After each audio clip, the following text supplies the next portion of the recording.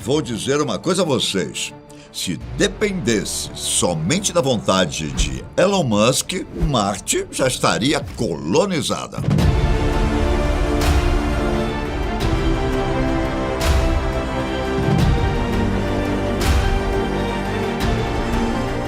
Porém, nem tudo depende única e exclusivamente dos desejos do CEO da SpaceX e da Tesla. Há parâmetros que envolvem custos, riscos humanos e, antes de tudo, a necessidade de entender o que o solo marciano tem de tão misterioso e útil para podermos pisar sobre ele. Novas e terríveis descobertas trazem ainda mais dificuldades para esse ambicioso plano de colonização de Marte. A cada ano que passa, nesta década de 2020, mais próximos ficamos daquilo que será considerado a exploração mais ousada feita pela humanidade em todos os tempos, desde que os vikings saíram pelos mares adentro, quando exploraram o máximo de terras possíveis, e depois os europeus, que colonizaram boa parte do mundo, não é verdade? A ideia de explorar Marte é muito antiga. Entre os anos de 1960 e 1962, bem antes dos americanos pisarem no solo lunar,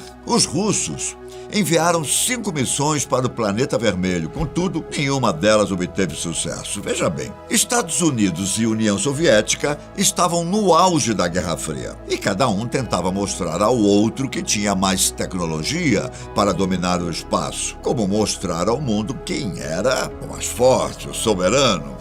Contudo, é registrado que a primeira sonda espacial a se aproximar de Marte foi a Mariner 4, lançada pelos Estados Unidos em 1964 e que conseguiu fotografar a superfície do planeta vizinho a cerca de 9.900 quilômetros de altitude. Por meio das 22 fotografias feitas de Marte, descobriu-se as crateras e foi confirmada a presença de uma atmosfera tênue composta por gás carbônico, ao mesmo tempo que acabou com o mito do século XIX de Marte ter uma civilização avançada. Contudo, foi mesmo a partir das missões Viking 1 e 2 da NASA que Marte começou a ficar mais conhecido, intimamente falando. As sondas foram lançadas em agosto e setembro de 1975 e ambas as missões previam orbitar e aterrissar no planeta vermelho, o que foi feito com certo sucesso.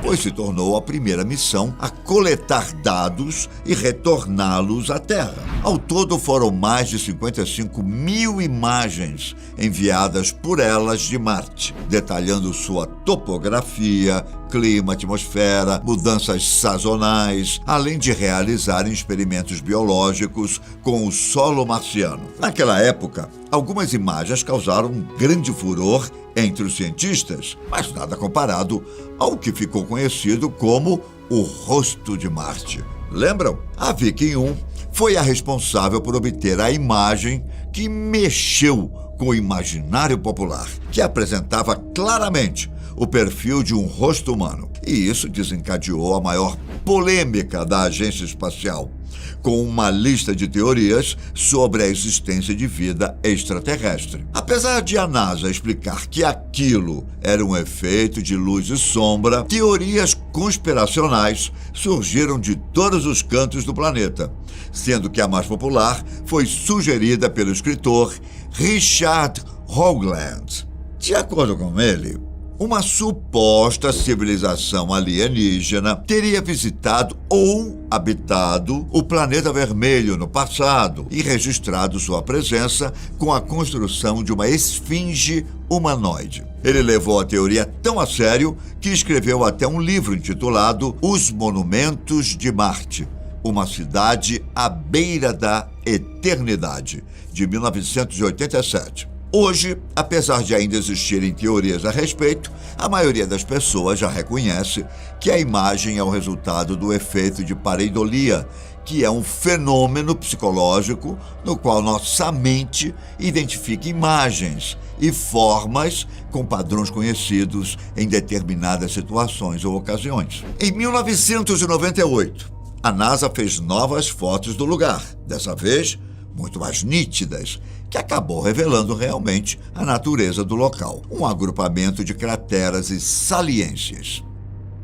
As mais recentes missões com rovers também obtiveram diversas imagens e vídeos muito mais interessantes e reveladores, dada a qualidade de imagem que a tecnologia atual é capaz de produzir. Em meados de 2003, a NASA enviou 2 rovers, o Spirit e o Opportunity, que abriram portas para outros rovers, como o Curiosity e o Perseverance, da NASA, além de drone Ingenuity, lançados mais recentemente, que permitiram conhecermos Marte como se estivéssemos vendo uma programação local, dada a qualidade das imagens. E não só isso, claro. Os novos rovers foram devidamente equipados para fazer análises mais profundas no solo e no ar marcianos. E o que descobriram até agora surpreendeu muita gente, inclusive Elon Musk, o homem que quer enviar pessoas a Marte com o intuito de colonizar o planeta vermelho. Sobre essa possibilidade, surgiram inúmeras questões, que vão desde os custos até os motivos e também a questão de adaptação. Para começar, os custos seriam exorbitantes.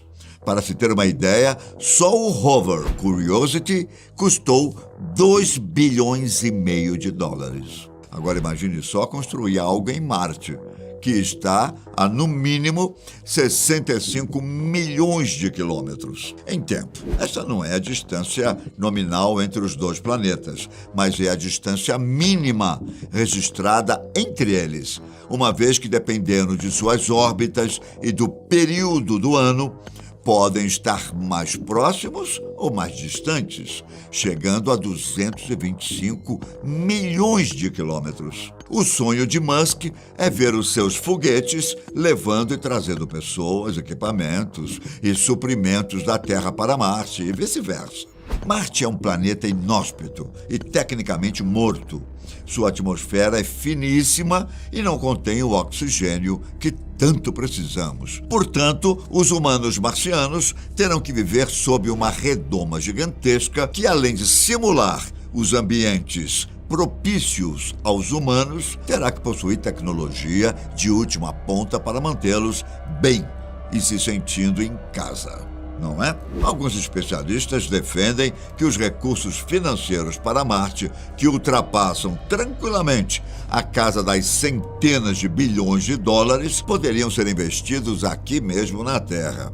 E, sem dúvida, tiraria todas as pessoas da pobreza. Para Elon Musk e seus seguidores, a humanidade foi feita para explorar e garantir sua perpetuação. Marte é o lar de algumas anomalias misteriosas, com pesquisadores amadores alegando ter descoberto rastros peculiares na superfície marciana. Essas anomalias foram, uma após a outra, sendo reveladas nas imagens das missões até agora realizadas com sucesso, e tem despertado cada vez mais interesse científico, além da curiosidade popular, claro. Recentemente, foram avistadas longas marcas se estendendo por cerca de 180 quilômetros na superfície marciana, e ao longo delas foram observados enormes objetos curvos. A primeira impressão foi de que esta marca na superfície